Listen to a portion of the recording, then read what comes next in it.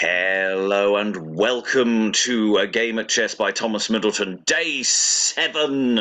That's 10. I should did no, there we are. Day 7. At least in terms of our experience, actually for us it's about 8 now, because we've done some things off the YouTube, and we've done things on the YouTube. So yeah, this is day 7 officially in terms of the release schedule for these things. This is not a full version of the play. We are now starting to play around with cutting the play in slightly different fashions. So I've done a very, very, very rough cut based on the earlier form of the play. So there's no Fat Bishop in this version already, and then I have just started hacking some of the longer speeches back a bit, though some of those may not quite work, and we're also looking for more things that we can cut so I can start putting things back in again. So that is the exercise that all these wonderful readers will be doing today. Wave to the viewers at home, everyone. So we're going to be reading through at pace through to the end, and hopefully we'll have a little bit of time to chat at the end. People can switch their cameras on and off if they so desire. Without further ado, we're going to start the play with the induction, sans a prologue, and we have the appearance of Error asleep and Ignatius Loyola as in a ghost. Ah, where? What angle of the world is this that I can neither see the politic face, nor with my refined nostrils taste the footsteps of any of my disciples, sons and heirs as well of my designs as institution? I thought they had spread over the world by this time, covered the earth's face, and made dark the land like the Egyptian grasshoppers. Here's too much light, appears shot from the eyes of truth and goodness never yet deflowered. Sure they were never here. Then is their monarchy unperfect yet. Up, Error, wake! Father of supererogation, rise! It is Ignatius calls thee. Loyola! What have you done? Oh, I could sleep in ignorance immortally. The slumber is so pleasing. I saw the bravest setting for a game now that ever mine eye fixed on. What game, prithee? The noblest game of all, a game of chess, betwixt our side and the White House, the men set in their just order, ready to go to it. Were any of my sons placed for the game? Yes, and a daughter too, a secular daughter that plays the Black Queen's pawn, he the Black Bishop's. If ever power could show a mastery in thee, let it appear in this. It's but a dream, a vision, you must think. I care not what, so I behold the children of my cunning, and see what rank they keep. You have your wish. Behold, there's the full number of the game. Kings and their pawns, queens, bishops, knights, and dukes. Rooks? They're called rooks by some. Corruptedly. Le Roc, the word. Custode de la Roche, the keeper of the forts, in whom both kings repose much confidence, and for their trust's sake, courage and worth do well deserve those titles. The answer's high. I see my son and daughter. Those are 2 pawns, the Black Queens and Black Bishops. Pawns argue but poor spirits and slight preferments, not worthy of the name of my disciples. If I had stood so nigh, I would have cut that bishop's throat, but have had his place, and told the queen a love tale in her ear would make her best pulse dance. There's no elixir or brain or spirit amongst them. Why, would you have them play against themselves? That's quite against the rule of game, Ignatius. Pish, I would rule myself, not observe rule. Why, then you'd play a game all by yourself. I would do anything to rule alone. It's rare to have the world reined in by one. See 'em anon and mark 'em in their play. Observe, as in a dance, they glide away. Oh, with what longings will this breast be tossed, until I see this great game won and lost. I never see that face, but my pity rises. When I behold so clear a masterpiece of heaven's art, wrought out of dust and ashes, and at next thought, to give her lost eternally in being not ours, but the daughter of heresy, my soul bleeds at mine eyes. Where should truth speak, if not in such a sorrow? Their tears plainly. Beshrew me if she weep not heartily. What is my peace to her to take such pains in it? If I wander to loss, and with broad eyes yet miss the path she can run blindfold in, through often exercise, why should my oversight, though in the best game that e'er Christian lost, raise the least spring of pity in her eyes? It's doubtless a great charity, and no virtue could win me sure. Blessed things prevail with. If ever goodness made a gracious promise, it is in yonder look. What little pains would build a fort for virtue to all memory in that sweet creature were the groundwork firmer. It hath been all my glory to be firm in what I have professed. That is the enemy that steals your strength away and fights against you, disarms your soul even in the heat of battle. Your firmness that way makes you more infirm for the right Christian conflict. There I spied a zealous primitive sparkle, but now flew from your devoted eye, able to blow up all the heresies that ever sat in council with your spirit. And here comes he whose sanctimonious breath will make that spark a flame. List to him, virgin, at whose first entrance princes will fall prostrate. Women are weaker vessels. By my penitence, a comely presentation, and the habit to admiration reverend. But the heart, lady, so meek, that as you see, good Charity pictured still with young ones in her arms, so will he cherish all his young, tractable, sweet, obedient daughters, even in his bosom, in his own dear bosom. I am myself a secular Jesuitess, as many ladies are of worth and greatness. A second sort are Jesuits in voto, giving their vow unto the Father General. That's the Black Bishop of our house, whose pawn this gentleman now stands for, to receive the college habit at his holy pleasure. But how are those in voto employed, lady, till they receive the habit? They're not idle. He finds them all true labourers in the work of the universal monarchy, which he and his disciples principally aim at. Those are maintained in many courts and palaces, and are induced by noble personages into great princes' services, and prove some councillors of state, some secretaries, all serving in notes of intelligence, as parish clerks their mortuary bills, to the Father General. So are designs oft times prevented, and important secrets of states discovered, yet no author found. But they suspected oft that are most sound.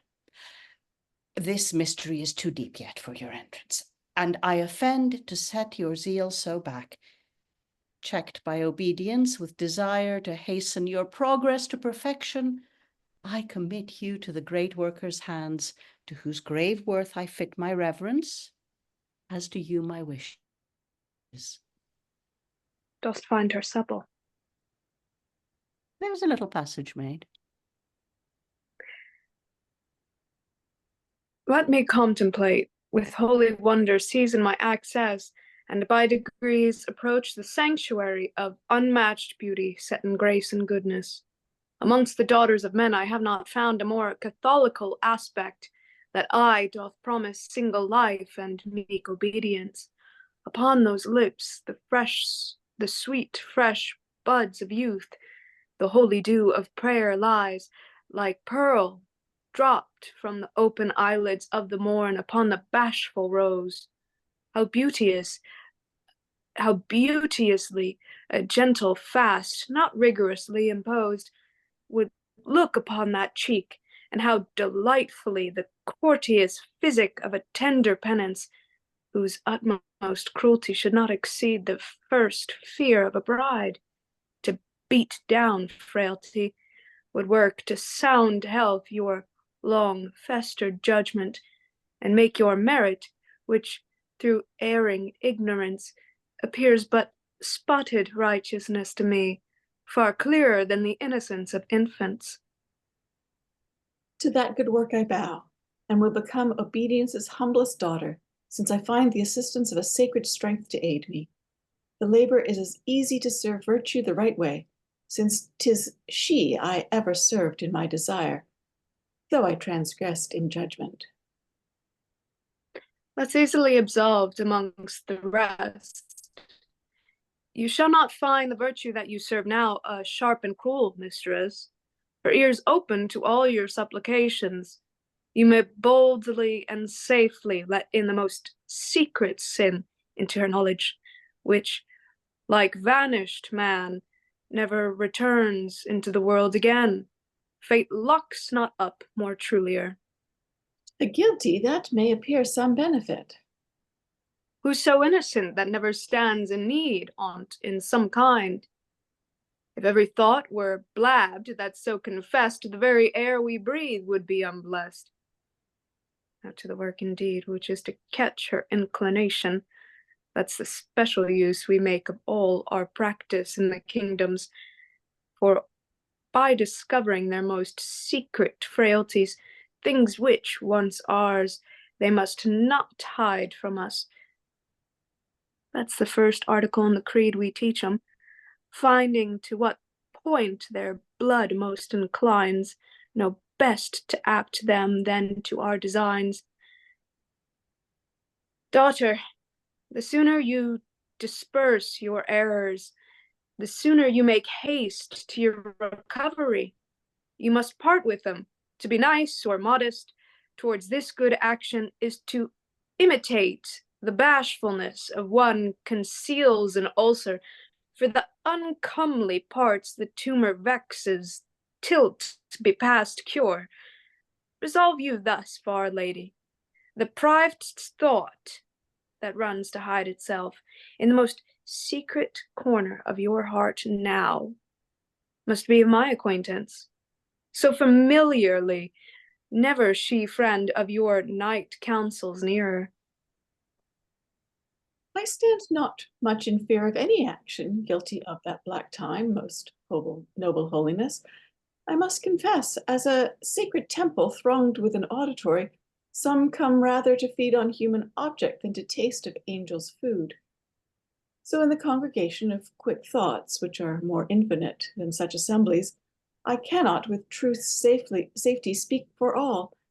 Some have been wanderers, some fond, some sinful, but those ever found poor entertainment, they had small encouragement to come again. The single life, which I strongly profess now, heaven pardon me, I was about to part from. Then you have passed through love? But left no stain in all my passage, sir, no print of wrong for the most chaste maid that may trace my footsteps. How came you off so clear? I was discharged by an inhuman accident, which modesty forbids me to put language to. How you forget yourself? All actions clad in their proper language, though most sordid, my ear is bound by duty to let in and lock up everlastingly. Shall I help you? He was not found to answer his creation, a vestal virgin in a slip of grace, could not deliver man's loss modestlier. 'Twas the white bishop's pawn. The same, blessed sir. A Puritan well pickled. By base treachery and violence prepared by his competitor, the Black Knight's pawn, whom I shall ever hate for it. 'Twas of revenges the unmanliest way that ever rival took. A villainy that, for your sake, I'll ne'er absolve him of. I wish it was not so heavy. He must feel it. I never yet gave absolution to any crime of that unmanning nature. It seems then you refused him for defect. Therein you stand not pure from the desire that other women have in ends of marriage. Pardon my boldness if I sift your goodness to the last grain. I reverence your pains, sir, and must acknowledge custom to enjoy what other women challenge and possess more ruled me than desire, for my desires dwell all in ignorance, and I'll never wish to know that fond way may redeem him thence. I never was so taken, beset doubly now with her judgment. What a strength it puts forth. I bring work nearer to you. When you've seen a masterpiece of man, composed by heaven for a great prince's favor, kingdom's love, so exact, envy could not find a place to stick a blot on person or on fame. Have you not found ambition swell your wish then, and desire stir your blood? By virtue, never. I've only in the dignity of the creature admired the Maker's glory. She's impregnable. A second siege must not fall off so tamely. She's one of those must be informed to know a daughter's duty which some take untaught. Her modesty brings her behind hand much. My old means I must fly to. Yes, 'tis it. Please you, peruse this small tract of obedience. 'Twill help you forth well. Sir, that's a virtue I've ever thought on with special reverence. You will conceive by that my power, your duty. The knowledge will be precious of both, sir. What makes yon troubler of all Christian waters so near that blessed spring? But that I know her goodness is the rock from whence it issues, unmovable as fate. 'Twould afflict me than all my sufferings for her, which so long as she holds constant to the house she comes of, the whiteness of the cause, the side, the quality, are sacrifices to her worth and virtue. And though confined in my religious joys, I'd marry her and possess her. Behold, lady, the two inhuman enemies, the Black Knight's pawn and the White Bishop's, the gelder and the gelded. There's my grief, my hate. What, in the Jesuit's finger? Why, this hand I'll give my part now for a parrot's feather. She never returns virtues. 'Tis impossible. I'll be resolved now. Most noble virgin. Ignoble villain! Dare that unhallowed tongue hold upon a sound so gracious? What's nobleness to thee, or virgin chastity? They're out of thy acquaintance. Talk of violence that shames creation. Deeds would make night blush. That's company for thee. Hast thou the impudence to court me, with leprosy upon thee, able to infect the walls of a great building? Son of a fence, forbear. Go, set your evil before your eyes. A penitential vesture would better become you. Some shirt of hair. And you a 3-pound smock stirred off an alb, a piston, Chasuble. This holy falcon robs Satan clothes, and feel esteem that's worse too. Whiteborn, hast so much charity to accept a reconcilement? Make thine own conditions, for I begin to be extremely burdened. No truth or peace of that black house, protested, is to be trusted. But for hope of quittance and warned by diffidence, I may trap him soon. I admit conference. It's a nobleness that makes confusion cleave to all my merits. That treatise will instruct you fully. So, the business of the universal monarchy goes forward well now. The great college pot that should be always boiling with the fuel of all intelligence possible through the Christian kingdoms. Is this fellow our prime incendiary, and one of those that promised the White Kingdom 7 years since to our Black House? Put a new daughter to him, the great work stands. He minds not monarchy nor hierarchy, divine or principality. I've bragged less, but have done more than all the conclave of 'em. Take their assistant fathers in all parts, yea, and their father general in to boot. What I've done, I've done facetiously, with pleasant subtlety and bewitching courtship, abused all my believers with delight. They took a comfort to be cozened by me. To many a soul I've let in mortal poison, whose cheeks have cracked with laughter to receive it. He spies me now. I must uphold his reverence, especially in public, though I know Priapus, guardian of the cherry gardens, Bacchus, and Venus's chit is not more vicious. Blessings accumulation keep with you, sir. Honor's dissimulation be your due, sir. How deep in duty his observance plunges. His charge must needs be reverend. I am confessor to this black night too. You see devotions fruitful, sath many sons and daughters. I do this more to amaze our adversaries, to behold the reverence we give these Gitanens, and to beget a sound opinion of holiness in them, and zeal in us. It's also to invite the like obedience in other Pucelles by our meek example. So is your trifle vanished? Trifle you call her. It's a good pawn, sir. Sure, she's the second pawn in the White House. And to the opening of the game, I hold her. Ah, you hold well for that. I know your play of old. If there were more queen's pawns, you'd ply the game a great deal harder. Now, sir, we're in private. But what for the great work, the main existence, the hope monarchal? It goes on in this. In this? I cannot see it. You may deny so a dial's motion, because you cannot see the hand move or a wind that rends the cedar. Where stops the current of intelligence? Your father general, bishop of the Black House, complains for want of work. Hears from all parts sufficient to employ him. I received a packet from the assistant fathers lately. Look, there is Anglica, this Gallica. Aye, marry, sir, there's some quick flesh in this. Germanica. I think they have sealed this with butter. This Italica Hispanica here.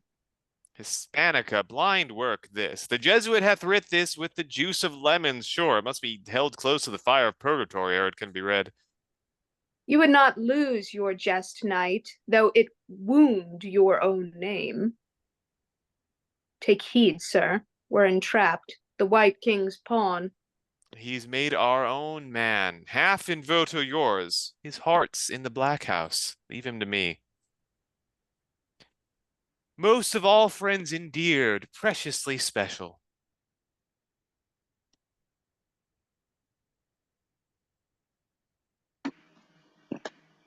Have we lost our White King's pawn? Lois, I believe.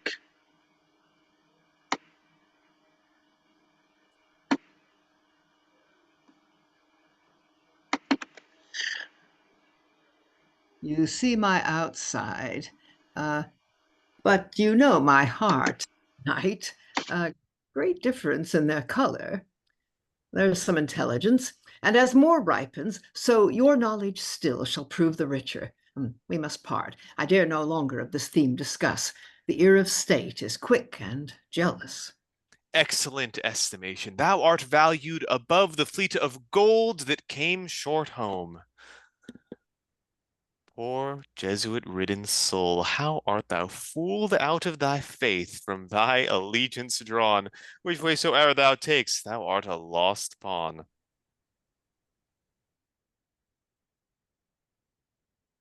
And here again,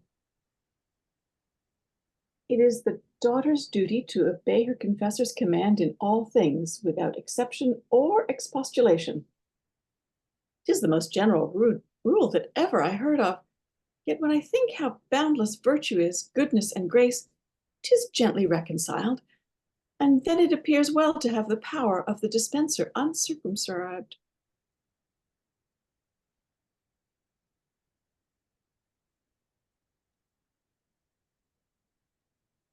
She's hard-pawned.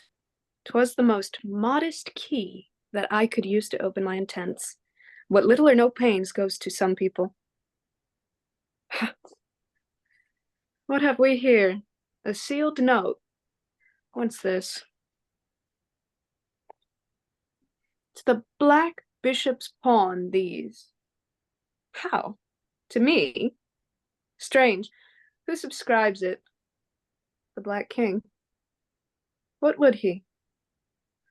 Pawn sufficiently holy, but unmeasurably politic. We had late intelligence from our most industrious servant, famous in all parts of Europe, our knight of the Black House, that you have at this instant in chase the White Queen's pawn, and very likely, by the carriage of your game, to entrap and take her. These are therefore to require you by the burning affection I bear to the rape of devotion, that speedily, upon the surprisal of her, by all watchful advantage you make some attempt upon the White Queen's person, whose fall or prostitution our lust most violently rages for. Sir, after my desire hath took a julep for its own inflammation, that yet scorches me, I shall have cooler time to think of yours. Sath past the general rule, the large extent of our prescriptions for obedience, and yet with what alacrity of soul her eyes move on the letters. Holy sir, too long I've missed you. Oh, your absence starves me. Hasten for time's redemption. Worthy sir, lay your commands as thick and fast upon me as you can speak 'em. How I thirst to hear 'em. Set me to work upon this spacious virtue, for which the poor span of life's too narrow for boundless obedience. The humblest yet the mightiest of all duties. Well, here set down, a universal goodness. By holiness of garment, her safe innocence hath frighted the full meaning from itself. She's further off from understanding now the language of my intent than at first meeting. By virtue's sake, good sir, command me something. Make trial of my duty in some small service, and as you find the faith of my obedience there, then trust it with the greater. You speak sweetly. I do command you first, then. With what joy? I do prepare my duty. To meet me, and seal a kiss of love upon my lips. Huh? At first disobedient, and so little too. How shall I trust you with a greater then, which was your own request? Pray, send not back mine innocence to wound me. Be more courteous. I must confess, much like an ignorant plaintiff who, presuming on the fair path of his meaning, goes rashly on, till on a sudden brought into the wilderness of law by words dropped unadvisedly, hurts his good cause and gives his adversary advantage by it. Apply it you can best, sir. If my obedience and your command can find no better way, fond men command and wantons best obey. If I can at that distance send you a blessing, is it not nearer to you in mine arms? It flies from these lips dealt abroad in parcels, and I, to honor thee above all daughters, invite thee home to the house, where thou mayst surfeit on that which one miserably pine for. A favor which the daughters of great potentates would look of envy's color but to hear. Good men may err sometimes, you're mistaken, sure. If this be virtue's path, 'tis a most strange one. I never came this way before. That's your ignorance, and therefore shall that idiot still conduct you that knows no way but one, whoever seeks it. If there be 20 ways to some poor village, 'tis strange that virtue should be put to one. Your fear is wondrous faulty, cast it from you. 'Twill gather else in time a disobedience too stubborn for my pardon. Have I locked myself at unawares into sin's servitude with more desire of goodness? Is this the top of all strict order and the holiest of all societies, the three vowed people for poverty, obedience, chastity? the last, the most forgot? When a virgin's ruined, I see the great work of obedience is better than half finished. What a stranger! Are you to duty grown? What distance keep you? Must I bid you come forward to a happiness yourself should sue for? 'Twas ne'er so with me. I dare not let this stubbornness be known. 'Twould bring such fierce hate on you. Yet presume not to make that courteous care a privilege for wilful disobedience. It turns then into the blackness of a curse upon you. Come, come, be nearer. Nearer? Was that scorn? I would not have it prove so for the hopes of the grand monarchy.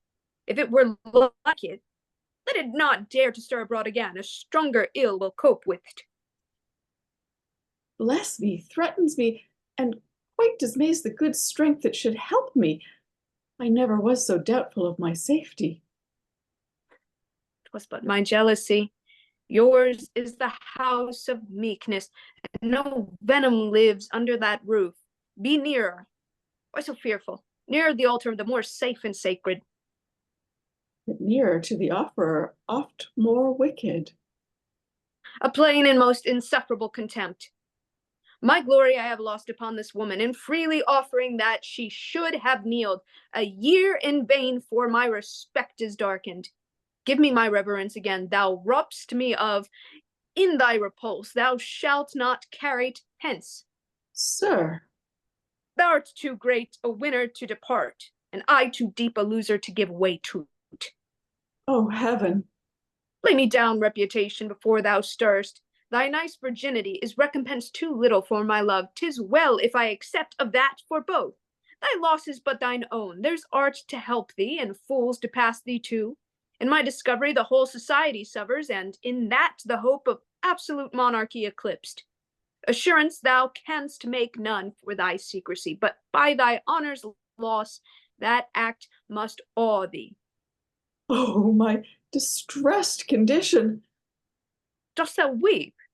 If thou hadst any pity, this necessity would bring it from thee. I must else destroy thee. We must not trust the policy of Europe upon a woman's tongue. Then take my life, sir, and leave my honor for my guide to heaven. Take heed I take not both, which I have vowed, if longer thou resist me. Help, oh help!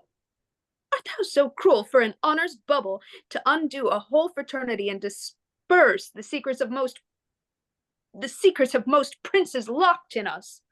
For heaven and virtue's sake. Must force confound. What's that? Silence if fair worth be in thee. Venture my escape upon all dangers now. Who comes to take me? Let's see that pawn's face. I will discover thee, arch hypocrite, to all the kindreds of the earth. Confusion. In that voice rings the alarum of my undoing. How which way escaped she from me? Are you mad? Can lust infatuate a man so hopeful? No patience in your blood. The dog star reigns, sure. Time and fair temper would have wrought her pliant. I spied a pawn of the White House walk near us, and made that noise on purpose to give warning, for mine own turn, which end in all I work for. Methinks I stand over a powder vault, and the match now a kindling. What's to be done? Ask the Black Bishop's counsel. You're his pawn. 'Tis his own case. He will defend you mainly. And happily here he comes with the Black Knight too. Oh, you've made noble work for the White House yonder. This act will fill the adversary's mouth and blow the Lutherans' cheeks till they crack again. This will advance the great monarchical business in all parts well and help the agents forward. What I in 7 years labored to accomplish, 1 minute set back by some codpiece college still. I dwell not, sir, alone in this default. The Black House yields me partners. All more cautelous. Qui caute caste. That's my motto ever. I've traveled with that word over most kingdoms and lain safe with all nations. Of a leaky bottom, I've been as often tossed on Venus's seas as trimmer, fresher vessels, when sounder barks have lain at anchor, that is, kept the door. She has no witness then. None. Gross. Witness. When went a man of his society to mischief with a witness? I have done then.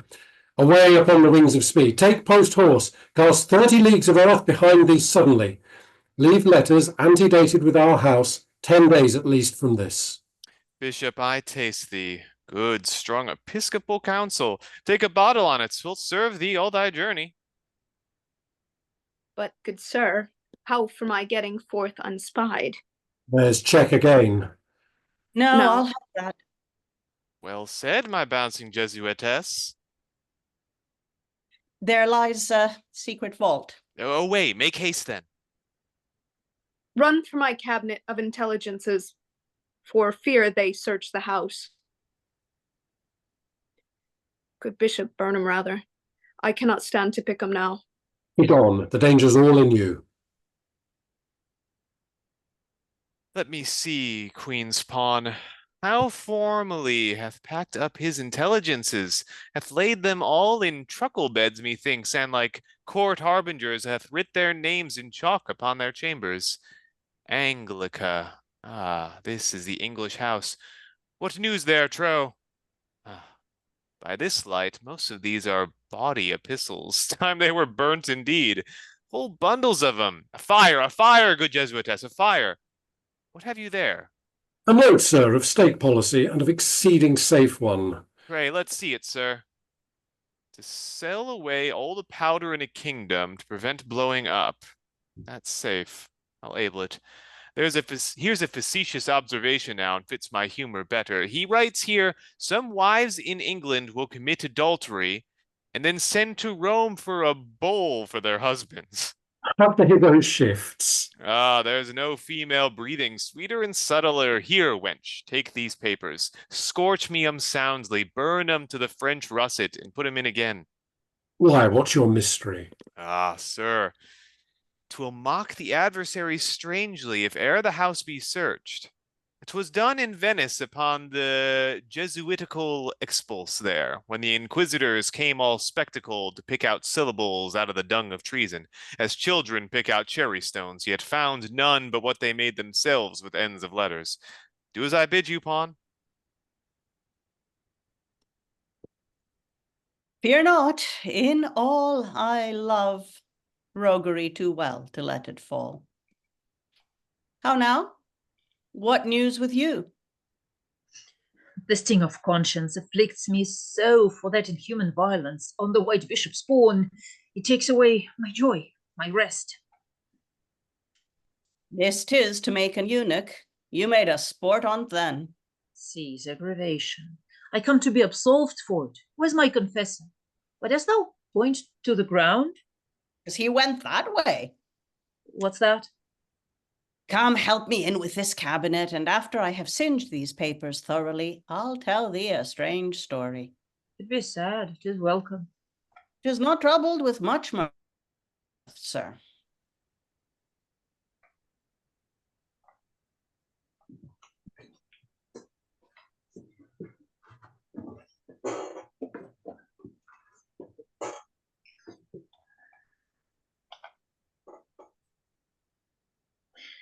Is this my pawn, she that should guard our person, or some pale figure of dejection, her shape usurping? Sorrow and affrightment hath prevailed strangely with her. King of integrity, queen of the same and all the house, professors of noble candor, uncorrupted justice, and truth of heart, through my alone discovery, my life and honor wondrously preserved, I bring into your knowledge with my sufferings, fearful affrightments, and heart-killing terrors, the great incendiary of Christendom, the absolutist abuser of true sanctity, fair peace, and holy order, can be found in any part of the universal globe, who, making meek devotion keep the door, his lips full of holy zeal at first, would have committed a foul rape upon me. Huh? Why, That's foul indeed. The very sound to our ear fouler than the offence itself to some kings of the earth.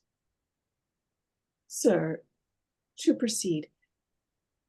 Gladly I offered life to preserve honour, which would not be accepted without both, the chief of his ill aim being at mine honour, till heaven was pleased by some unlooked-for accident to give me courage to redeem myself. When we find desperate sins in ill men's companies, we place a charitable sorrow there. But custom and their leprous inclination quits us of wonder, for our expectation is answered in their lives.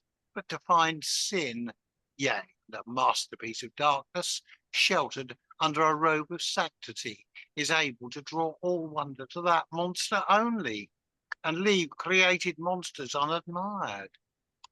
The pride of him that first took fall for pride is to be angel-shaped, and imitate the form from whence he fell. This offender, far baser than sin's master, fixed by thou to holy order, which is angel's method, takes pride to use that shape to be a devil. It grieves me that my knowledge must be tainted with his infected name. Oh, rather with thy finger point him out. The place which he should fill is void, my lord. His guilt hath scared him. The black bishop's pawn. Ah, mine, my pawn, the glory of his order, the prime and president zealot of the earth? Impudent pawn, for thy sake at this minute modesty suffers, and all that's virtuous blushes, and truth's self, like the sun vexed with a mist, looks red with anger. Waste not one syllable, unfortunate pawn, of what I speak. Thou dost not plead distraction, a plea which will but faintly take thee off neither from this leviathan scandal that lies rolling upon the crystal waters of devotion, or what may quit thee more, though enough nothing, fall down in foam, and by that pang discover the vexing spirit of falsehood strong within thee. Make thyself ready for perdition. There's no remove in all the game to escape it. This pawn or this, the bishop or myself, will take thee in the end, play how thou canst. Spite of sin's glorious ostentation, and all loud threats, those thunder cracks of pride, ushering a storm of malice, house of impudence, craft, and equivocation, my true cause shall keep the path it treads in. I play thus then. Now, in the hearing of this high assembly, bring forth the time of this attempt's conception. Conception? Oh, how tenderly you handle it. It seems, Black Knight, you are afraid to touch it. Well, it's eruption. Will she have it so then, or you, White Bishop, for her? The more unclean, wild, and more impious that you urge the strain to, the greater will her shame's heap show in the end, and the wrong's meek man's glory. The time, pawn? Yesterday's cursed evening. Ah, the treasure of my revenge. I cannot spend all on thee, ruin to spare for all thy kindred too. For honor's sake, call in more slanderers. I have such plentiful confusion, I know not how to waste it. I'll be nobler yet, and put her to her own house. King of meekness, take the cause to thee, for our hands too heavy. Our proofs will fall upon her like a tower, and grind her bones to powder. What new engine has the devil raised in him now? Is it he? And at that time? Stand firm now to your scandal. Pray do not shift your slander. Shift your treacheries. They've worn one suit too long. That holy man so wrongfully accused by this lost pawn hath not been seen these 10 days in these parts. Oh, Nay, at this instant 30 leagues from hence. Fathomless falsehood. Will it escape unblasted? can you make this appear? Light is not clearer. By his own letters, most impartial monarch. How wrongfully may sacred virtue suffer, sir. Bishop, we have a treasure of that false heart. Step forth and reach those proofs. Amazement covers me. Can I be so forsaken of a cause so strong in truth and equity? Will virtue send me no aid in this hard time of friendship? There's an infallible staff and a red hat reserved for you. Oh, sir, indeed. A staff that will not easily break, you may trust to it. And such a one had your corruption need of, there's a state fig for you now. Behold all, how they cohere in one. I always held a charity so good to holiness professed, that I ever believed rather the accuser false than the professor vicious. A charity like all your virtues else, gracious and glorious. Where settles the offence, let the false punishment be derived from thence. We leave her to your censure. Most just majesty. Calamity of virtue! My queen leave me too? Am I cast off as the olive casts her flower? Poor friendless innocent, art thou left a prey to the devourer? No, thou art not lost. Let 'em put on their bloodiest resolutions if the fair policy I aim at prospers. A man for speed now.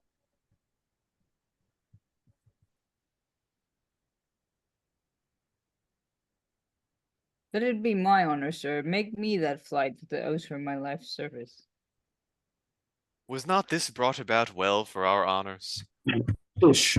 Galician brain can work out wonders. Let's use her as, upon the like discovery, a maid was used at Venice. Every one be ready with a penance.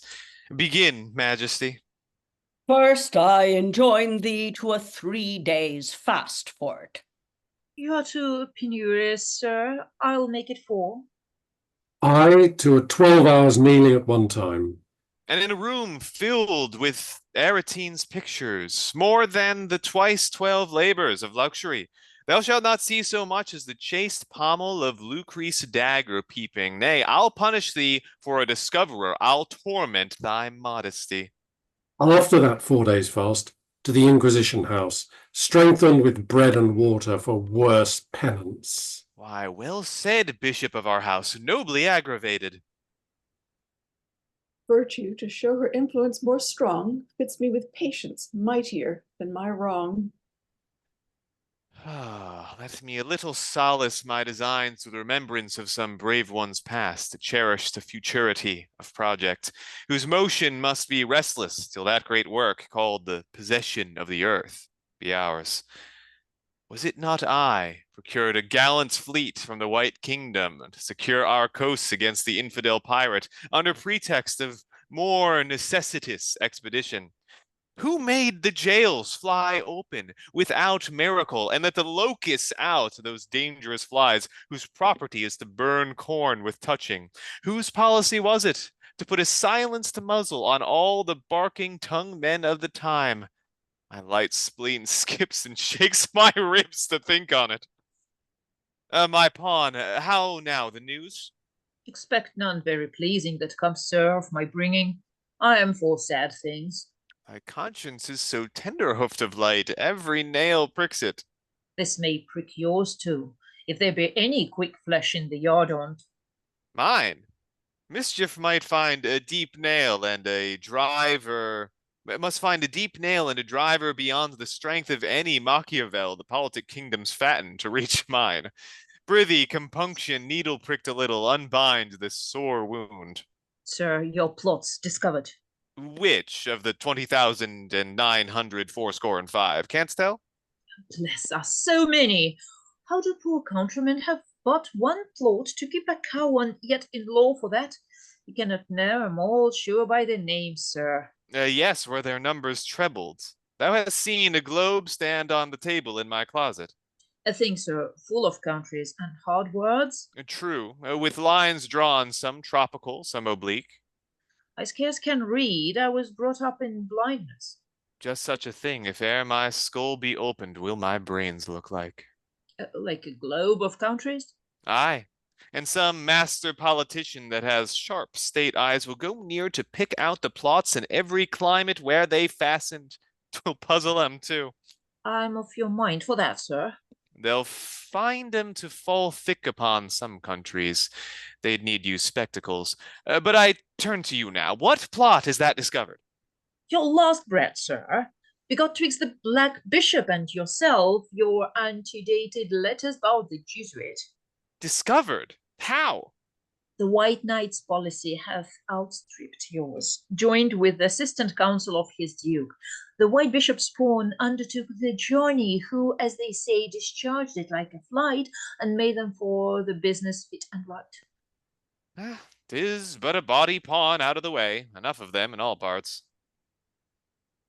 You have heard all then. The wonders passed with me, but some shall down for it. Set free that virtuous pawn from all her wrongs. Let her be brought with honour to the face of her malicious adversaries. Good. Noble chaste knight, a title of that candour, the greatest prince on earth without impeachment, may have the dignity of his work comprised in this fair delivering act. Virtue will register in that white book, the defence of virgins, where the clear fames of all preserving knights are to eternal memory consecrated. I'll take no knowledge on it. What makes she here? How dares yond pawn, unpenanced with a cheek fresh as her falsehood yet, where castigation hath left no pale print of her visiting anguish, appear in this assembly? Let me alone. Sin must be bold. That's all the grace 'tis born to. What's this? I'm wonderstruck.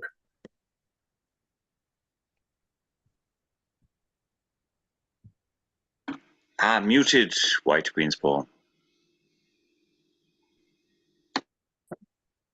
Assist me, goodness. I shall to prison again. At least I've amazed them, scatter their admirations of her innocence as the fired ships put in severed the fleet in '88. I'll on with it. Impudence is mischief's patrimony. Is this justice? Is injured reverence so sharply or righted? No, sharply or righted? I ever held that majesty impartial, that, like most equal heaven, looks on the manners, not on the shapes they shroud in. This Black Knight will never take an answer. 'Tis a victory to make him understand he doth amiss, when he knows in his own clear understanding that he doth nothing else. Show him the testimony, confirmed by good men, how that foul attempter got but this morning to the place from whence he dated his forged lines for 10 days past. Why, may not the corruption sleep in this by some connivance, as you have waked in ours by too rash confidence? Now to act treachery with an angel's tongue. Since all's come out, I'll bring him strangely in again. Where is this injured chastity, this goodness whose worth no transitory peace can value? This rock of constant and invincible virtue that made sin's tempest weary of his fury. What, is this pawn distracted? I think rather there is some notable master prize of roguery this drum strikes up for. Let me fall with reverence before this blessed altar. This is madness. Well, mark the end. I stand for roguery still. I will not change my side.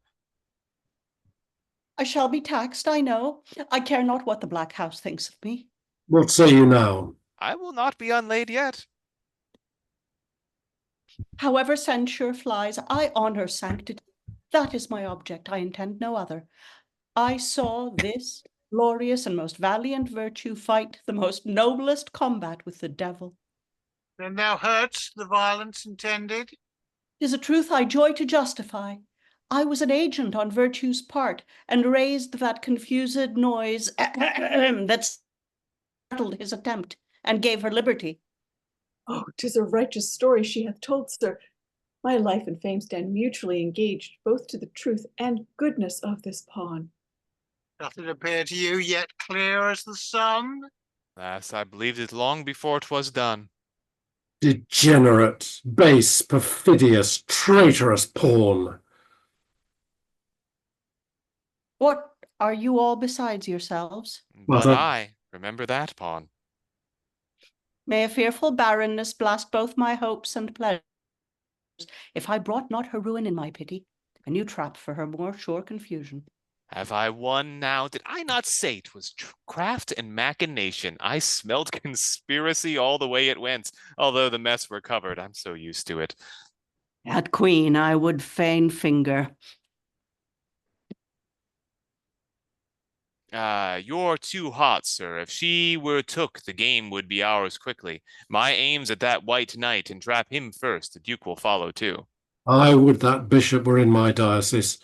I'd soon change his whiteness. Sir, I could whip you up a pawn immediately. I know where my game stands. Do it suddenly. Advantage least must not be lost in this play. Pawn, thou art ours. He's taken by default, by willful negligence. Guard the sacred persons, look well to the white bishop, for that pawn gave guard to the queen and him in the third place. See what sure pieces you lock your confidence in. I made this pawn here by corruption ours, as soon as honor by creation yours. This whiteness upon him is but the leprosy of pure dissimulation. View him now. His heart and his intents are of our color. Most dangerous hypocrite. One made against us. Is truth of this complexion? My goodness, clemency, love, and favour gracious raised thee from a condition next to popular labour, and dost thou fall from the top bough by the rottenness of thine alone corruption, like a fruit that's over-ripened by the beams of favour? Let thine own weight reward thee. I forgot thee. Spoke like heaven's substitute. You have him. We can spare him. This shame will make the rest look better to their game. The more cunning we must use then. We shall match you, play how you can, perhaps, and mate you too.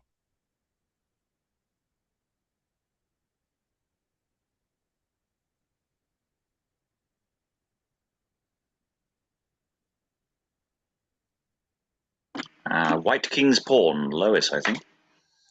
Muted. Sorry, I rest upon you, knight, for my advancement now. For the staff, the strong staff, for the staff, the strong staff that will hold, and the red hat fit for the guilty mazard. Into the empty bag know thy first way. Pawns that are lost are ever out of play. How's this? No replications, you know me. No doubt ere long you'll have more company. The bag is big enough 'twill hold us all. I sue to thee, prithee, be one of us. Let my love win thee. Thou'st done truth this day, and yesterday mine honor noble service. The best pawn of our house could not transcend it. My pity flamed with zeal, especially when I foresaw your marriage. Then it mounted. How marriage? That contaminating act would have spoiled all your fortunes. A rape, God bless us. Thou talkst of marriage? Yes, you do marry. I saw the man. The man? An absolute handsome gentleman, a complete one. You'll say so when you see him. Heir to 3 red hats, besides his general hopes in the Black House. Why, sure thou art much mistaken in this man. I've promised single life to all my affections. Promise what you will, or I, or all on's. There's a fate rules and overrules us, methinks. Overrules us all, methinks. Why, how came you to see or know this mystery? A magical glass I bought of an Egyptian, whose stone retains that speculative virtue, presented the man to me. Your name brings him as often as I use it, and methinks I never have enough. Person and postures are all so pleasing. This is wondrous strange. The faculties of soul are still the same. I can feel no one motion tend that way. We do not always feel the faith we live by, nor ever see our growth, yet both work upward. 'Twas well applied. But may I see him too? Surely you may, without all doubt or fear, observing the right use as I was taught it. Not looking back, nor questioning the spectre. That's no hard observation. Trust it with me. Is it possible? I long to see this man. Pray follow me then, and I'll ease you instantly. This is the room he did appear me in, and look you, this is the magical glass that showed him. I find no motion yet. What should I think on it? A sudden fear invades me, a faint trembling. Under this omen, as is oft felt, the panting of a turtle under the stroking hand. That bodes good luck still.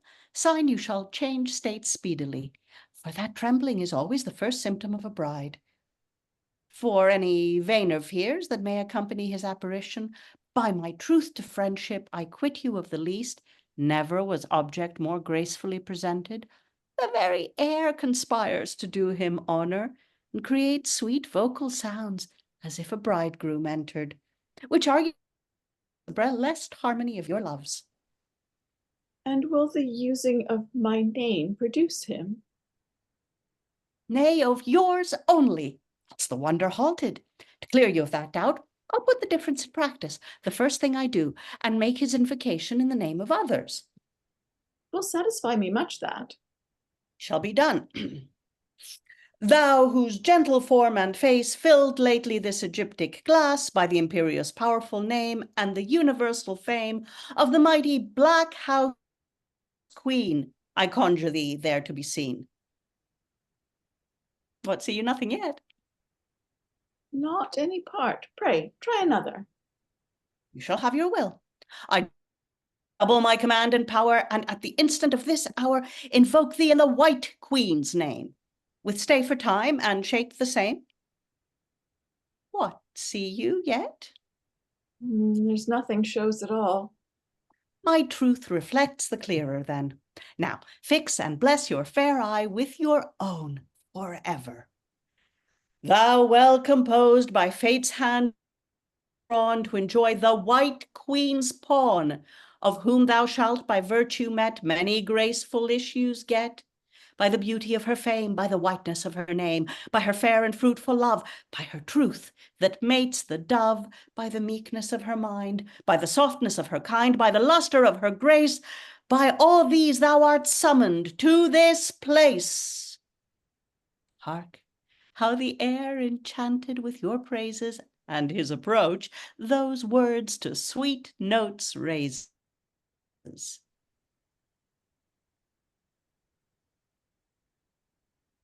Oh, let him stay a while, a little longer. That's a good hearing. If he be mine, why should he part so soon? Why, this is but the shadow of yours. How do you? Oh, I did ill to give consent to see it.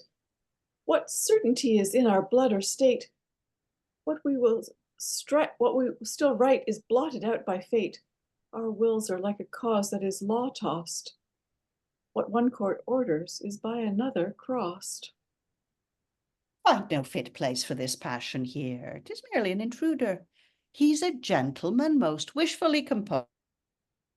Honor grows on him, and wealth piled up for him. Has youth enough, too, and yet in the sobriety of his countenance, grave as a tetrarch, which is gracious in the eye of modest pleasure. Where's the emptiness? What can you more request? I do not know what answer yet to make. It doth require a meeting twixt my fear and my desire.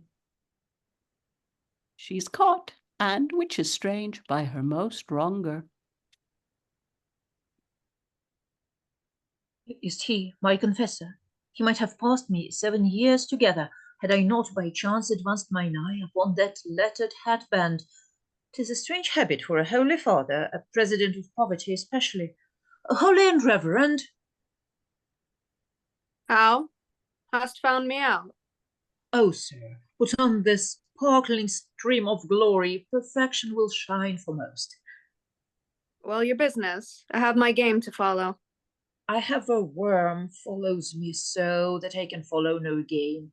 The most faint-hearted pawn, if he could see his play, might snap me up at pleasure. I desire, sir, to be absolved. My conscience being at ease, I could then with more courage ply my game. 'Twas a base fact. 'Twas a schismatic pawn, sir. What's that to the nobility of revenge? Suffice as I have neither will nor power to give you absolution for that violence. Make your petition to the penance chamber. If the tax register relieve you in't, by the Black Bishop's clemency you have wrought out a singular piece of favour with your money. That's all your refuge now. The sting shoots deeper. Yonder's my game, which like a politic chess master, I must not seem to see. Heart, 'tis he. That 'tis. The very self-same that the magical mirror presented lately to me. And how like a most regardless stranger he walks by, merely ignorant of his fate. You are not minded, the principalest part of him. What strange mysteries inscrutable love works by. The time, you see, is not yet come. But 'tis in our power now to bring time nearer. Knowledge is a mastery, and make it observe us, and not we it. I would force nothing from its proper virtue. Let time have his full course. I had rather die the modest death of undiscovered love than have heaven's least and lowered servant suffer, or in his motion receive check for me. How is my soul's growth altered? That single life, the fittest garment that peace e'er made for it, is grown too straight, too stubborn on the sudden. Comes this way again. Oh, there's a traitor leapt from my heart to my cheek already, that will betray all to his powerful eye, if it but glance upon me.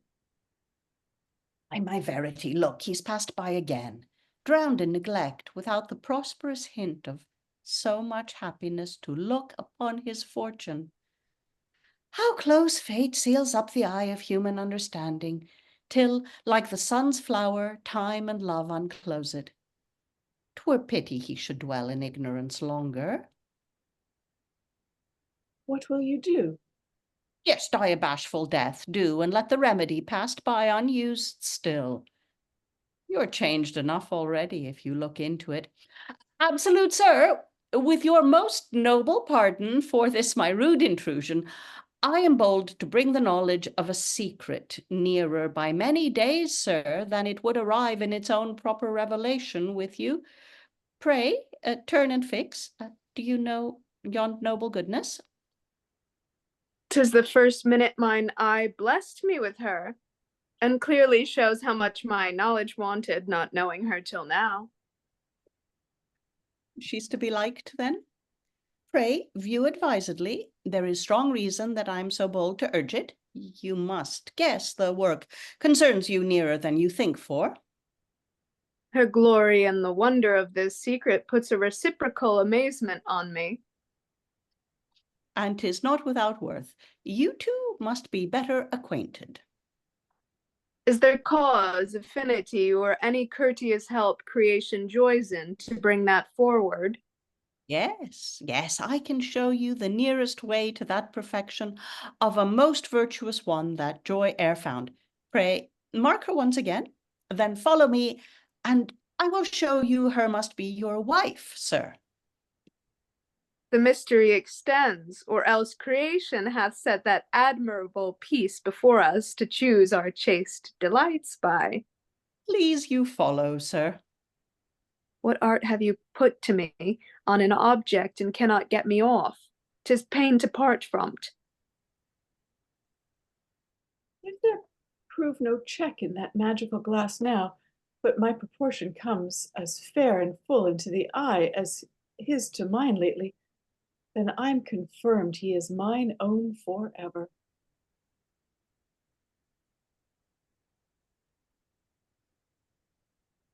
The very self-same that the mirror blessed me with, from head to foot, the beauty and the habit, kept you this place still, did you not remove, lady? Not a foot further, sir. Is't possible?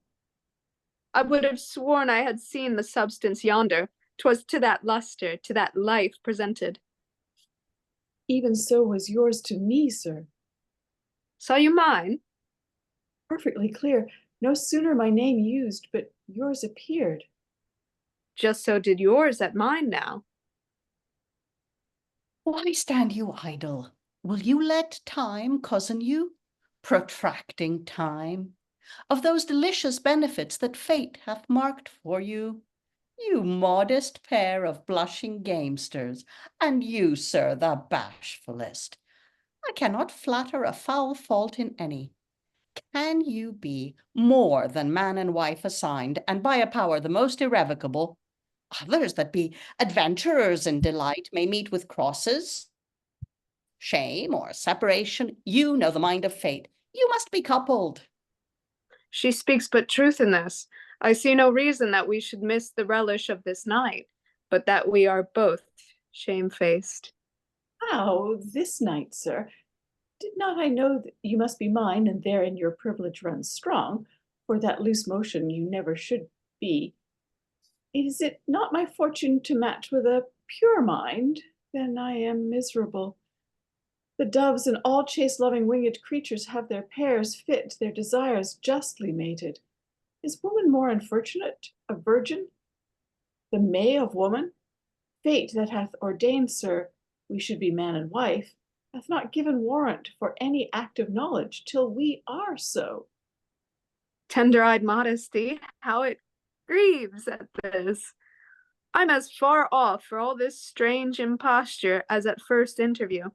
Where lies our game now? You know I cannot marry by mine order. I know you cannot, sir, yet you may venture upon a contract. Surely you may, sir, without all question, so far, without danger or any stain to your vow, and that may take her. Nay, do it with speed, she'll think you mean the better too. Be not so lavish of that blessed spring.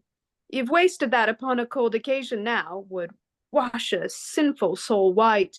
By our love joys that motion shall ne'er light upon my tongue more till we're contracted. Then I hope you are mine. In all just duty ever.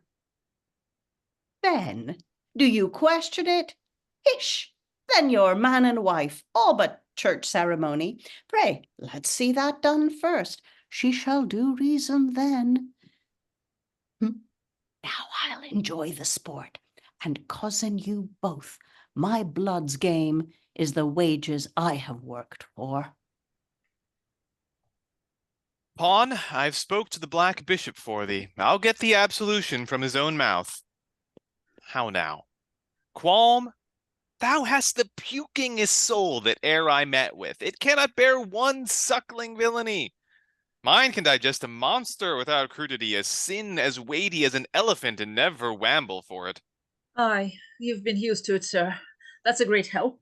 The swallow of my conscience hath but a narrow passage. You must think yet it lies in the penitent pipe, and will not down.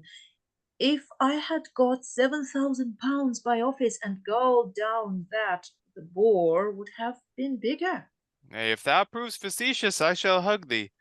Can a soft, rear, poor, poached iniquity so ride upon thy conscience? I'm ashamed of thee. I've now about a masterpiece of play to entrap the White Knight, and with false allurements entice him to the Black House. More will follow, whilst our Black Bishop sets upon the Queen. Then will our game lie sweetly. He's come now, sir. Here's taxa penitentiaria. Knight, the Book of General Pardons of all prices. I have been searching for his sin this half hour. I cannot light upon it. That's strange. Let me see it. Wretched that I am, hath my rage done that? There's no precedent of pardon for. For willful murder, £13 4 shillings and 6 pence. That's reasonably cheap for killing. Catholics stood for us, and who, for such there were indifferent or against us. Killing. Why, there's nothing but killing, Bishop, on this side. Turn the sheet over. You shall find adultery and other trivial sins. Adultery. I'm in it now. For adultery, a couple of shillings, and for fornication, 5 pence. Mass, these are 2 good pennyworths. I cannot see how a man can mend himself. For lying with mother, sister, or daughter, I marry, sir, 33 pounds, 3 shillings, and 3 pence. Sin's gradation, right? Paid all in threes, too. You've read the story of that monster, sir, that got his daughter, sister, and his wife of his own mother. Simony, 9 pound. They may thank me for that. It was 19 before I came. I've mitigated the sums. Sodomy, 6 pence. You should put that sum ever on the backside of your book, Bishop. There's few ones very forward, sir. What's here, sir? 2 old precedents of encouragement. Oh, those are ancient notes. Given as a gratuity for the killing of an heretical prince with a poisoned knife, ducats 5,000. True, sir. That was paid. Promised also to Dr. Lopez for poisoning the maiden queen of the White Kingdom, ducats 20,000. What's all this to my conscience, worthy holiness? I sue you for pardon. I've brought money with me. You must depart. You see, there is no precedent of any price or pardon for your fact. Most miserable, are foul sins remitted? Killing, nay, wilful murder? True, this instance, were you to kill him, I would pardon you. There's precedent for that, and price set down, but none for gelding. I've picked out understanding now forever. Out of that cabalistic bloody riddle, I'll make away all my estate and kill him, and by that act obtain full absolution.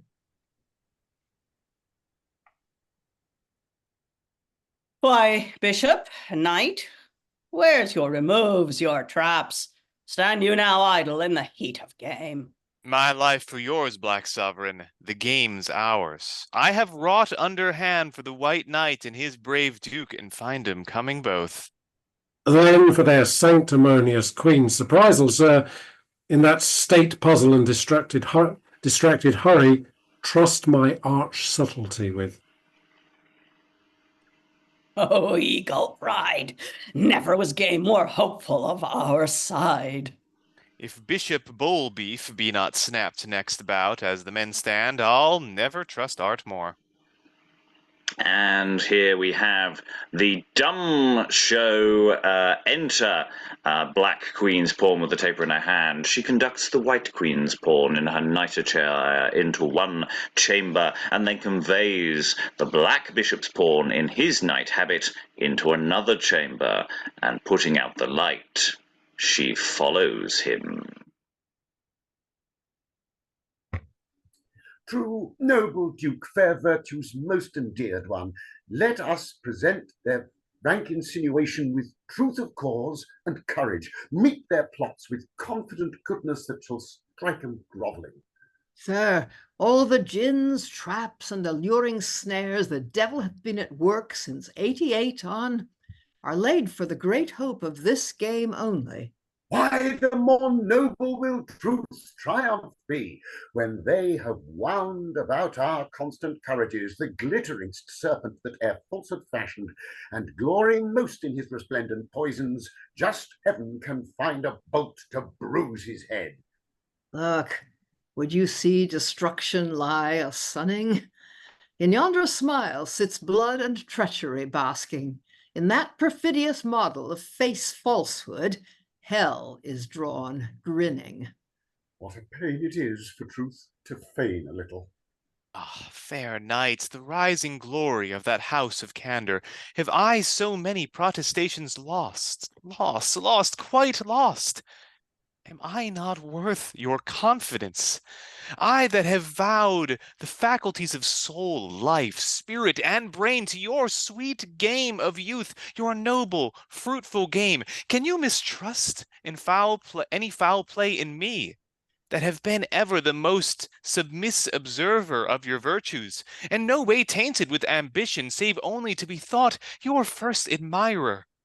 How often have I changed for your delight the royal presentation of my place into a mimic jester, and become, for your sake and the expulsion of sad thoughts of a grave state, sire, a light son of pastime, made 60 years a tomboy, a mere wanton. Why, who could be without thee? I will change to any shape to please you, and my aim hath been to win your love in all this game. Thou hast it nobly, and we long to see the Black House pleasure, state, and dignity. Of pleasure you'll so surfeit and delight, you'll ne'er desire again to see the white. My love, my hope, my dearest. Oh, he is gone, ensnared, entrapped, surprised amongst the black ones.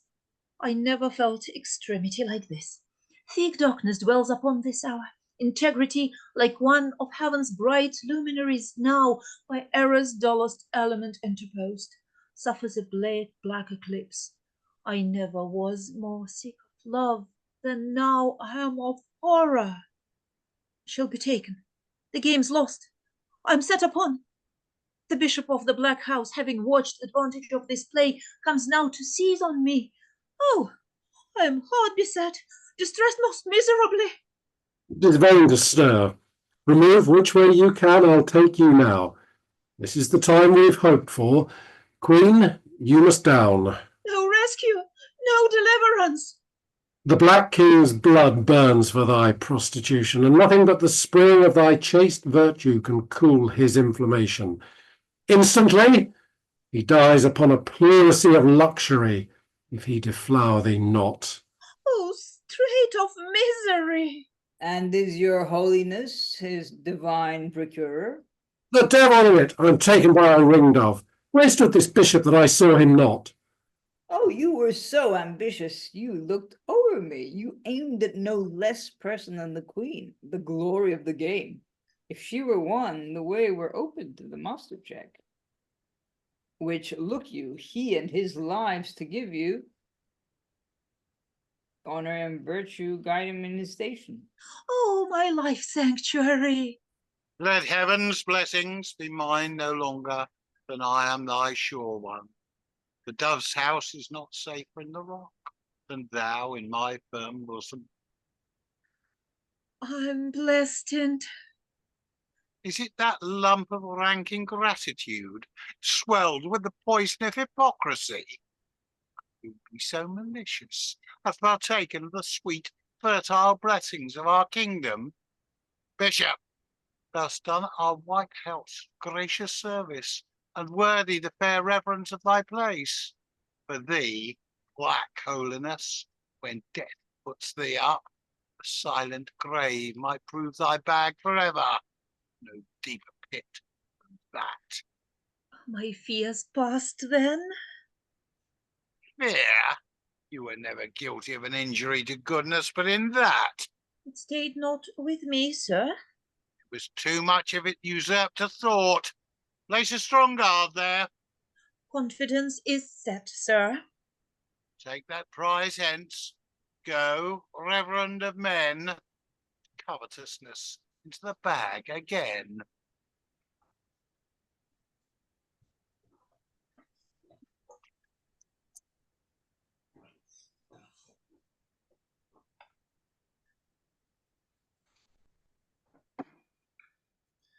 And the Black Bishop's pawn delivers an incredibly lengthy bit of Latin. You can just do the last line. You can assume that this takes about 5 minutes. Just do the last few words. Oh. Oh, you can do it if you want. I'm not holding a gun to anybody's head on large chunks of Latin. Okay. Sid quid mortalibus unquam oculis hilaram et gratum aperuit Deum, si quid peramantibus amicoram animis gaudium attulit peperitve letitiam eques candidissime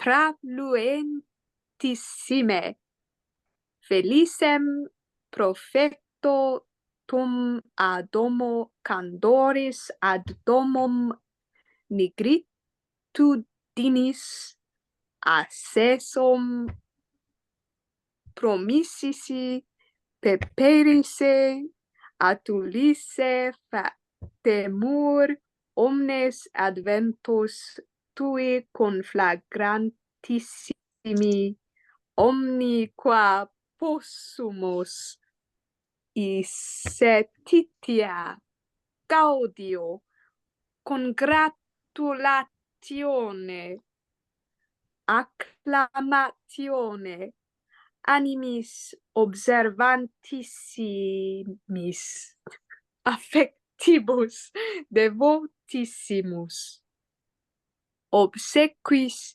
venerabundis te suspitem congratulamur. Sir, in this short congratulatory speech, you may conceive how the whole house affects you. Colleges and sanctimonious seed plots. 'Tis clear, and so acknowledged, royal sir. What honors, pleasures, rarities, delights your noble thought can think. Your fair eyes fix on that's comprehended in the spacious circuit of our black kingdom. They are your servants all. How amply you endear us. They are favors that equally enrich the royal giver as the receiver in the free donation. Hark, to enlarge your welcome from all parts is heard sweet-sounding airs. Abstruse things open of voluntary freeness. Yon altar, the seat of adoration, seems to adore the virtues you bring with you. There's a taste of the old vessel still. Erroneous relish. Wonder works some strange delight, this place was never yet without, to welcome the fair White House night, and to bring our hopes about. May from the altar flames aspire, those tapers set themselves on fire, may senseless things our joys approve, and those brazen statues move, quickened by some power above, or what more strange to show our love. A happy omen waits upon this hour. All move portentously the right-hand way. Come, let us set free all the most choice delights that ever adorned days or quickened nights.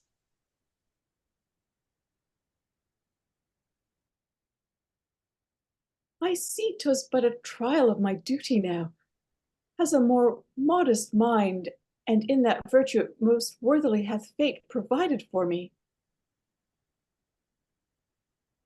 Ah, 'tis the bad man in the reverend habit. Dares he be seen again, traitor to holiness, O marble-fronted impudence, and knows how ill hath used me.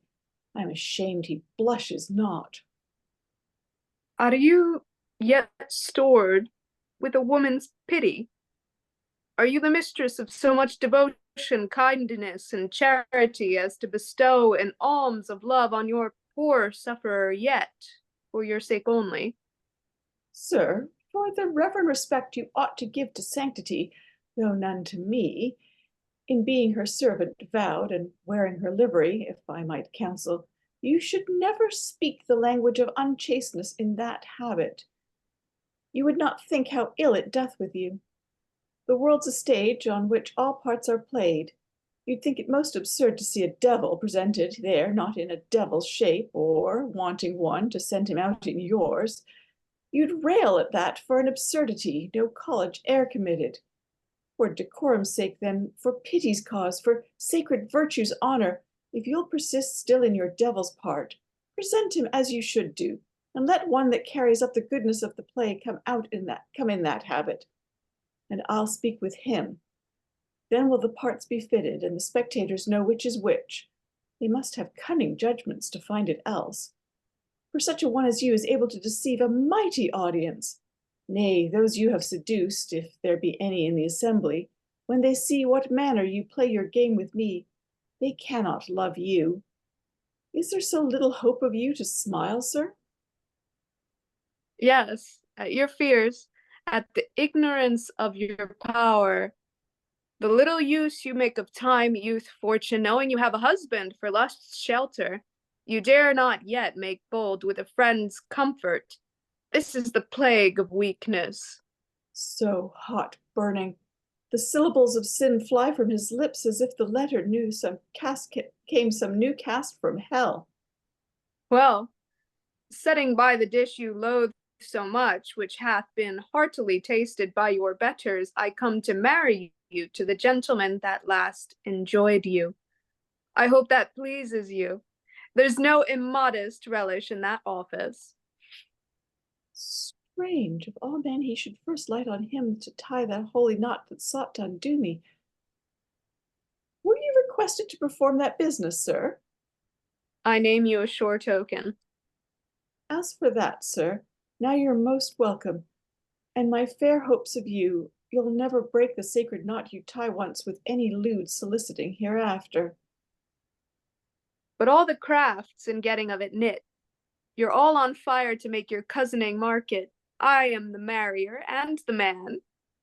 Do you know me? Do you know me, nice iniquity, strict luxury, and holy whoredom that would clap on marriage with all hot speed to solder up your game? See what a scourge fate hath provided for thee. You were a maid. Swear still, you're no worse now. I left you as I found you. Have I startled you? I'm quit with you now for my discovery. Your outcries and your cunning. Farewell, brokerage. Nay, stay and hear me, but give thanks a little. If you can endure a work so gracious, then you may take your pleasure. I have done that. That power that hath preserved me from this devil. How? This that may challenge the chief chair in hell and sit above his master. Bring in merit. That sufferest him, through blind lust, to be led last night to the action of some common bed. Not over common, neither. What voice is that? Of virgins be thou ever honored. Now you may go. You hear I've given thanks, sir. Here's a strange game. Did I not just lie with you? Oh, what the devil art thou? I will not answer you, sir, after Thanksgiving. Why, you made promise to me after the contract. yes. Mischief confound thee, I speak not to thee, and you were prepared for it, and set your joys more high. Then you could reach, sir. This is some bawdy pawn, I'll slit the throat on't. What offer violence to your bedfellow? To one that works so kindly and without rape. My bedfellow. Do you plant your scorn against me? Why, when I was probationer at Brussels, that engine was not known. Then adoration filled up the place, and wonder was in fashion. Is turned to the wild seed of contempt so soon. Can 5 years stamp a bawd? Pray look upon me, sir. I've youth enough to take it. 'Tis no longer since you were chief agent for the transportation of ladies' daughters, if you be remembered. Some of their portions I could name. Who pursed 'em, too? They were soon dispossessed of worldly cares that came into your fingers. Shall I hear her? Holy derision, yes, till thy ears swell with thine own venom, thy profane life's vomit. Whose niece was she, you poisoned with child twice, and gave her out possessed with a foul spirit? What was indeed your bastard? I am taken in my own toils. Yes, and 'tis just you should be. And thou, lewd pawn, the shame of womanhood. I'm lost of all hands. And I cannot feel the weight of my perdition now he's taken half the burden of a grasshopper. Thou whore of order, cockatrice in voto. Yon's the white bishop's pawn. I'll play its heart now. How now, black villain? Wouldst thou heap a murder on thy first foul offence? O merciless bloodhound, 'tis time that thou wert taken.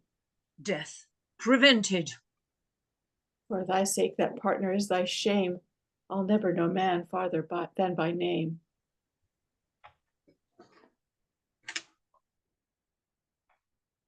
You have enriched my knowledge, royal sir, and my content together. Stead of riot, we set you only welcome. Surfeit is a thing that's seldom heard of in these parts. I hear of the more virtue when I miss on't.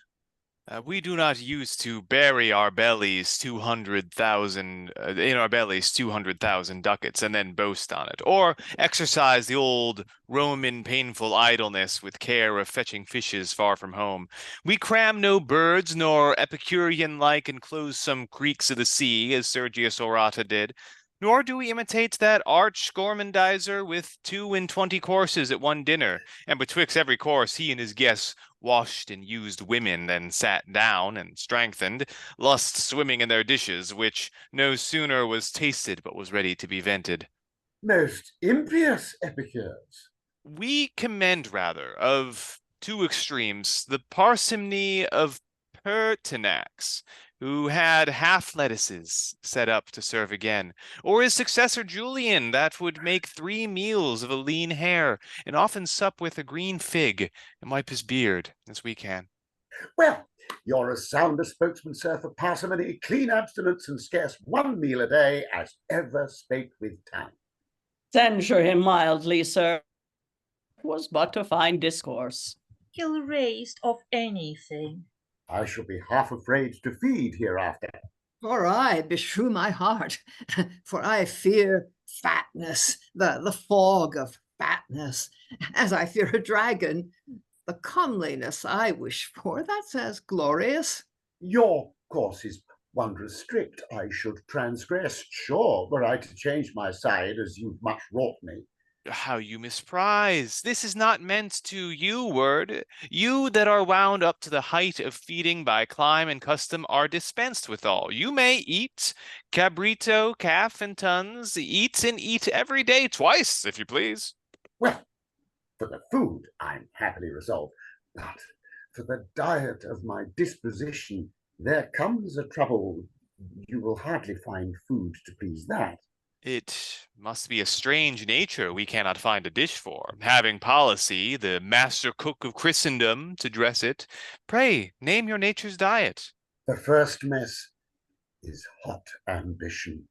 Ah, that's but served in puff paste. Alas, the meanest of our cardinal's cooks can dress that dinner. Your ambition, sir, can fetch no further compass than the world? That's certain, sir. We're about that already.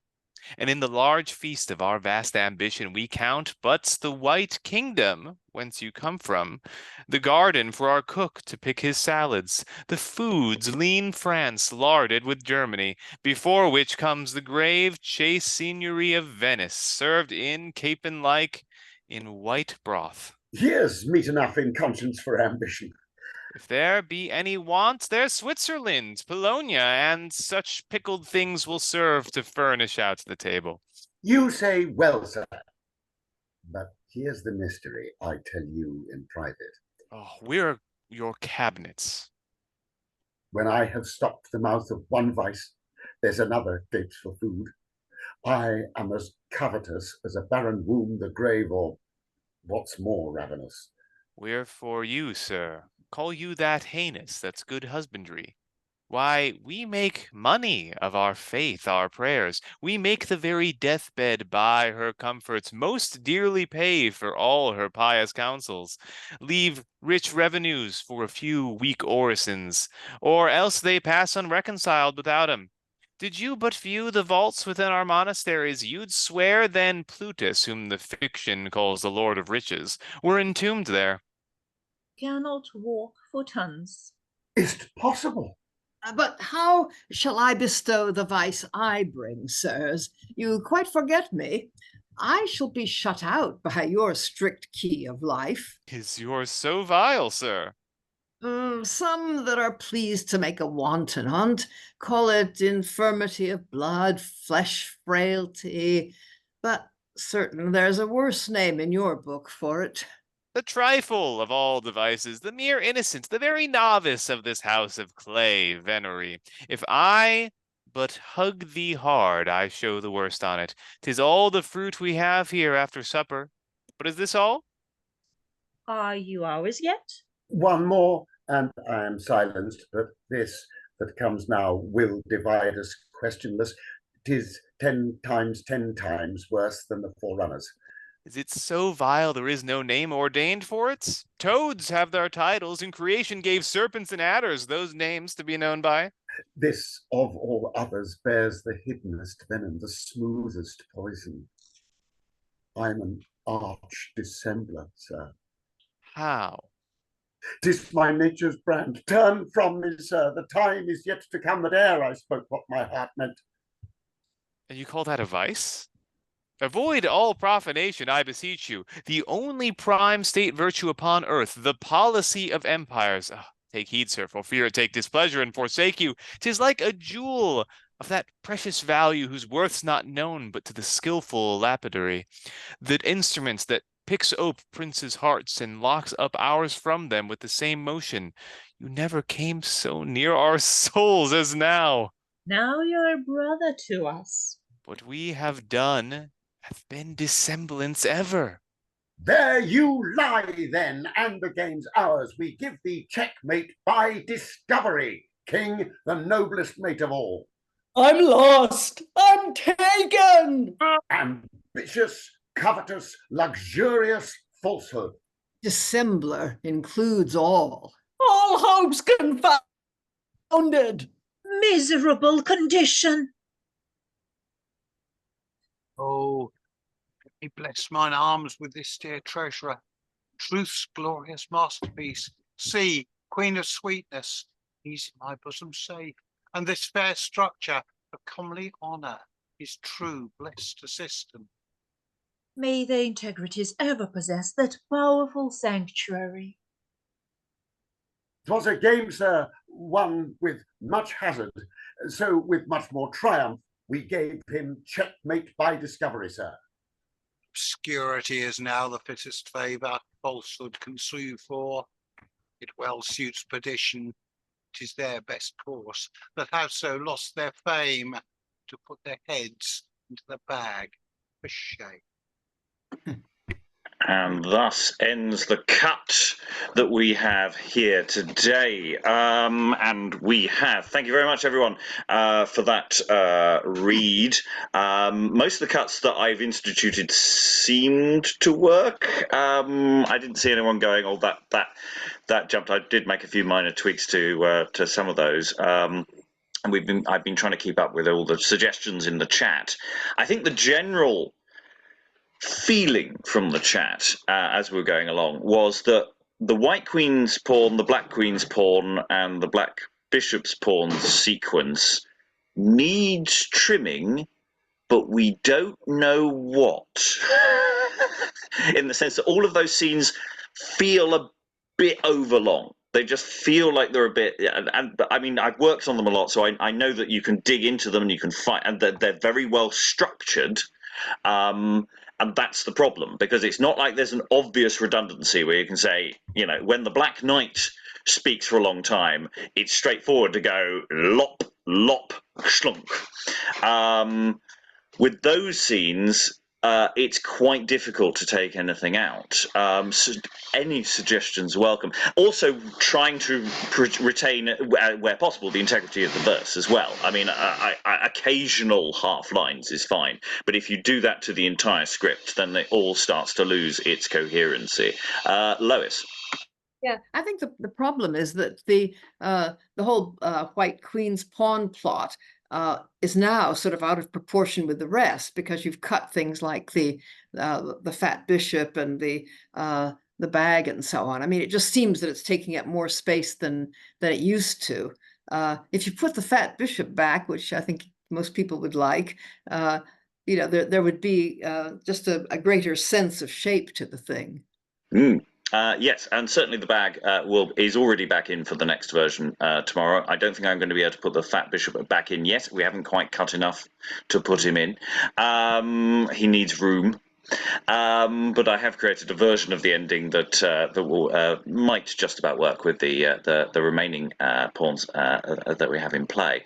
But yeah, even so, I've felt it all the way through rehearsal and for the show itself that there's a lot of stuff in those scenes, and trying to find just a little more concision to them, I think, would help. But the problem is there is layering, and there is a lot of stuff, and the cut I'm trying to create at the moment is the absolute shortest cut. So I am willing for this version to get us to maybe lose some detail and lose some good stuff, to find the shortest best version, and then expand that for a stage production, because the stage productions don't have to be short; they can be as long as you want them to be, within that logic. Yeah, trying to see what is the shortest iteration without necessarily losing too much in the way of thing. Someone putting in the chat suggestions. That's always nice. I'll endeavour to make them in a minute. Other thoughts? Keith? Yeah, I'm finding it quite difficult to know how the cut lands, because like so many of us, I'm sort of up to my armpits in a different version. And God knows what it must have been like for you doing this.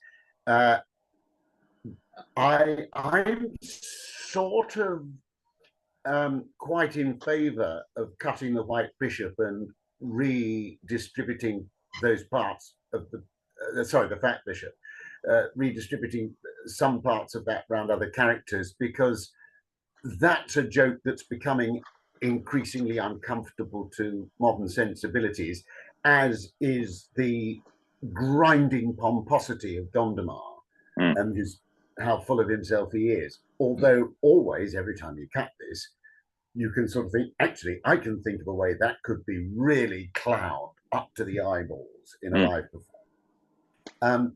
I think maybe what needs to be done now, because we all do know this so well, is be absolutely brutal with it to the point where it doesn't work, and then ask ourselves why. And then whatever we're missing goes back in. I mean, I feel with Lois that, oh, God, blimey, that feels odd. And certainly the disappearance of the baggie felt terrifically abrupt.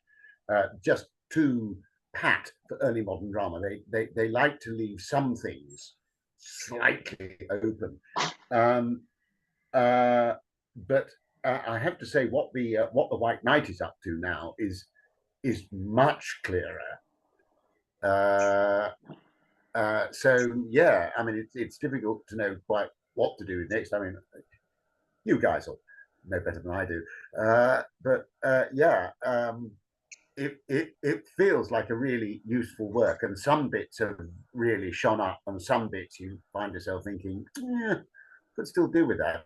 I mean, the White Queen's pawn plot, it takes courage to play, because its structure requires the audience to get frustrated with her, and then she discovers this extraordinary inner strength and attempts to argue with her erstwhile harasser. And it's very interesting to a modern psychology, that. And within that plotline, the White Queen's pawn doesn't actually say a lot. It has a few reasonably chunky speeches. It's the other people who are doing all the talking, and it's a question of how much of but it's such elliptical talking. The thing is, the Black Bishop's pawn is deliberately speaking quite elliptically, and he's deliberately working through his own logic. That it's quite difficult to break that train of thought. And of course, I should point out, the Fat Bishop is in this cut, because in the second half of the play, everything that's the Black Bishop is redistributed to the Fat Bishop. So we actually have quite a lot, and this is an interesting question I'm wondering about, how much of some of the earlier Fat Bishop material do we effectively give a bit more of that shape to the Black Bishop. We wouldn't be able to do the turncoat moment, which is effective as a second sudden turncoating. And I do love the whole thing about him constantly just swapping sides and writing a book about it, which feels very modern. That feels something that actually lands really well. And I feel that the other reason to cut is just simply to reduce character numbers. And that's the other pressing concern. Can I produce a version of this text? I mean, the doubling we've done for this is not practical on a stage. This is a Zoom logic. But even so, I'd like to try and keep the company down to 12 if I can. It's really hard to do without. I probably allied the White Bishop and the White Bishop's Pawn as we did for the live version. I haven't done it in this version of the text yet. Mark? Do you need the Gelder and the Gelded pawns? Like, it would take a little massaging to make their removal work, but I'm wondering if you could take them out. You could, but they're really good. Having played the Black Knight's Pawn, it's a really funny plot line. It genuinely gets funnier every time because he's just constantly, every scene, just going, I want to be absolved, and no one will absolve. And he's constantly looking for someone to absolve him, and then finally finds out, oh, if I commit murder, I can be absolved. And he's so happy. Also, I just wanted to add that it's pretty compact. It's not stretched out as though it's. Yeah, he's only on stage for about 10 minutes. If you put it end to end, it's almost nothing. Probably less than that. Even, yeah. He's a feed a lot of the time. Lois. Yeah, something I didn't even notice last night. Maybe I just missed it visually, but there is actually this moment where that guy tries to murder someone. I mean, it winds up his story, and then he gets stopped just in time and put in the bag. But I completely missed that. Did we actually have that last night? Yeah. I got killed and everything. Yeah. Right. Gosh, I don't know what. I screamed for quite a long time. I'm not screaming, but what I didn't see was your attempt to kill somebody at that point. I mean, so it probably needs to be foregrounded. Something I was thinking one could do, though you'd lose the great joke about the Latin oration, but you could just have, triumphal music as the white knight and the white duke come in.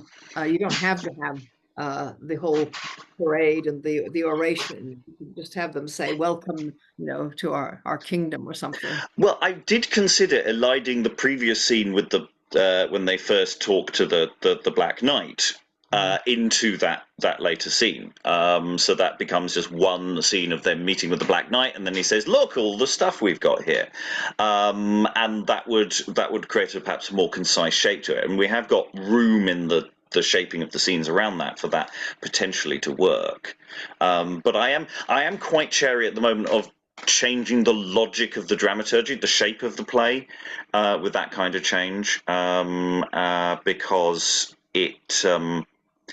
the play looks on paper like it's untidy and it doesn't work, but actually, having done it now, actually it kind of does, and that where there are sort of longeurs is more about just the individual writing of scenes and writing of lines and laying out. The dramaturgy is fine. But I agree, yes. And I have been sort of trying to slightly take the edge of some of the anti-Catholic propaganda out, and I've been removing some of the additional references today. I've been debating whether to keep 88 in or not. I've taken it out of the current, but I've just taken it out. So I think there's more of that work can be done. Mark? I have not read the uncut end of the play. This is the first time I've gotten to the end of the play, aside from the one that we did that was just focused on like the one plot line. But anyway, that said, it felt to me, and this is possibly just, reading it together rather than like a live performance, it felt to me like the end came very suddenly. And I don't know if that's partly due to cuts or I don't know. Y'all keep talking about the bag, and I don't really know what that entails beyond what is still in here talking about it. I don't know if the bag sequence isn't long. Basically the ground opens up and a bag like a hellmouth is there, and the various pawns get dropped in, and then there's a closing epilogue. That's at the end of the play. That's at the end of the play, right at the end of the play. So where we dropped off, there's another couple of minutes. It's not a huge amount of material, and making the checkmate moment land, I think, is the harder moment, actually. I think because it's quite a subtle trap. to make that clear, that, you know, and you sort of just got to really play in, you know, the playing of the way they're trying to manipulate the Black Knight into talking constantly is quite important, and Right, there's and have still the a Black lot of Knight stuff. have the Black Knight very clearly step into the wrong spot on the chessboard to get caught. Yes, we haven't actually thought on that level, that yes, actually this could be one of the few moments where we actually do proper chess moves. And gets himself in. He moves to the wrong spot, and the king is exposed and can be taken at that point. So yeah, Alan. I must admit, I'm a little concerned with the idea of watering down the anti-papist material and also the historical and local references, because I think we're then sort of cutting the thing away from what made it a controversial piece in the first place. Yes, but we also don't want to commit a hate crime. I mean, there is a balancing act to be done here. And the thing is, if a modern audience doesn't, I mean, some people in the audience will know 88 is the Armada, and you know there is a bit of a gloss on that line in that moment. But also, does it really? It is an abstraction to a degree, and also there's a question of what analog we might overlay onto the production. I'm not saying necessarily all goes, but I definitely think that we can find a middle ground, because it every time it goes down that path, it's not even that I'm wanting to cut this stuff because it is unpleasant. And a lot of it I'm cutting it because I'm just going, I don't think anyone understands it. And when we did the show live, you know, we did spend 45 minutes explaining the backstory, and I don't think you can do that every time you stage it. Rachel. I think at least for like the 88 thing, you could keep that, because there was something that, even if I didn't know they were talking about the Spanish Armada, that when that's spoken in the speech, like it still makes sense because it gives some realism to the speech, and it like seems more human. Like there's something human to that, to saying, oh, you know, like back then that when this was, because it's I don't know, it gives something, like even in just the reading of the text, that's an older person, and I don't know, like I think the Black Knight's characters is very fun. Like a lot of there's a lot of I don't know, like what do you call it, dark clowning that you could have from the a lot of the characters from the Black House, because they just have they're just such exaggerations, I think, of like yesterday we were talking about like how Ignatius names all these other saints, and it's like they have this bit of a dumb show or dance or whatever, what do you call it, what are those pageants or something, like I don't remember what it was called, that like a mask, like it sounds like they're having a bit of a mask at the beginning, and like they're showing all the different actors playing, like, you know, the virtues and stuff, that there's a little bit of morality play, I think, here. You know what I'm saying, like, yeah, that I don't know, that they, yeah, I don't know. And there is an element. I mean, there's all inevitably in this kind of exercise, you are going to remove stuff that you like. For the general good, sometimes you have to take away some of the really enjoyable material. I think there's an element for the Black Knight of actually saying you can have X number of lines. You can choose which part of your stand-up routine you want to do, because the Black Knight is frequently just a stand-up routine. He comes on and does this reference, and some of it is horrific. I think I cut from this version some of the really horrible stuff he's really proud of, and I'd be happy to swap those out in different combinations to see what those effects are as well.